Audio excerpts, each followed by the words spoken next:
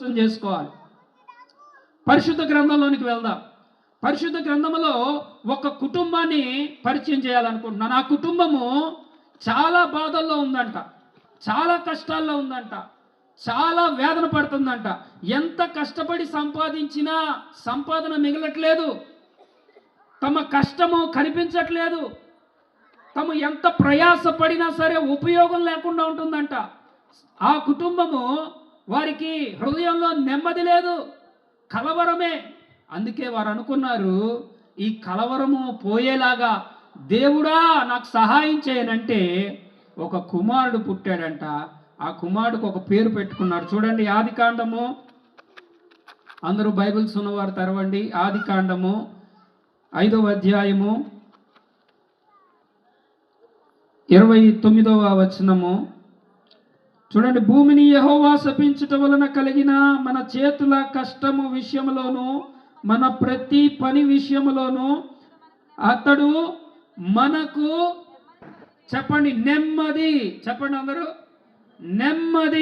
నెమ్మది కలుగజేసెను గనక అతనికి నోవాహు అని పేరు పెట్టెను. చప్పట్లు కొడుతూ దేవుని నామమున మహిమపరుద్దాం ఒకసారి. హల్లెలూయా.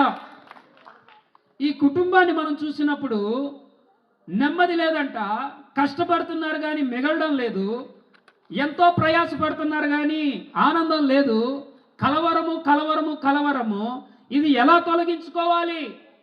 పంటలు చేతికి రావట్లా, నా కష్టము నాకు కనిపించట్లా, నేను అభివృద్ధిలోనికి రావట్లా, ఎక్కడ వేసిన గొంగలి అక్కడే ఉన్నట్టుంటుంది, లేదా ఇంకా నష్టం వస్తుంది తప్ప నేను పైకి రాలేకపోతున్నా, నా పంటలన్నీ పోతున్నాయి. అక్కడ మనం చూస్తూ ఉంటున్నాం, వారు ప్రశాంతత లేక, నెమ్మది లేక కొట్టుమిట్టాడుతున్నారంట. అటువంటి సమయంలో ఒక కుమారుడు పుడితే అతనికి ఏమని పేరు పెట్టారు? నెమ్మది, నోవాహు. ఏం పేరంటండి? నోవాహు అంటే అర్థం ఏమిటి?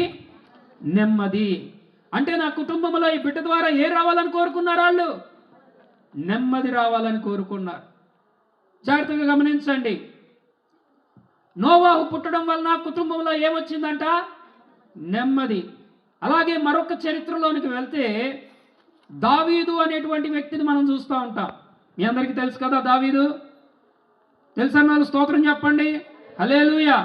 దావీదు అనేటువంటి మహారాజు ఎన్నో యుద్ధాలు చేశాడు. అతని చేతికి ఎంతో రక్తం అంటుకుంది. అందుకే నువ్వు నా మందిరం కట్టద్దు, నీ తర్వాత తరం వారు కడతారన్నాడు దేవుడు. దేవునికి స్తోత్రం. హల్లెలూయా. దావీదు ఎన్నో యుద్ధాలు చేశాడు. అతనికి ఏమీ లేదనంటే అతనికి సమాధానం లేదంట. ఏం లేదు చెప్పండి దావీదికి? మొదట నోవా పుట్టనంత వరకు ఏం లేదు చెప్పండి? నెమ్మది లేదు. నోవా పుట్టిన తర్వాత ఏమొచ్చింది? నెమ్మది వచ్చింది. తర్వాత దావీదు విషయంలో యుద్ధాలు. దావీదు జీవితం చూస్తే పరిగెడతానే ఉన్నాడు. అతని జీవితంలో ఏం లేదంటే సమాధానం లేదు. ఏం లేదు చెప్పండి? సమాధానం లేదు. సమాధానం లేక ఎన్నో సంవత్సరాలు గడిచిపోయిన తర్వాత దేవుడు అతనికి ఒక కుమారుని ఇచ్చాడంట. ఆ కుమారునికి ఏమని పేరు పెట్టారు? సొలొమోన్ అని పెట్టారంట. ఏమని పెట్టారు?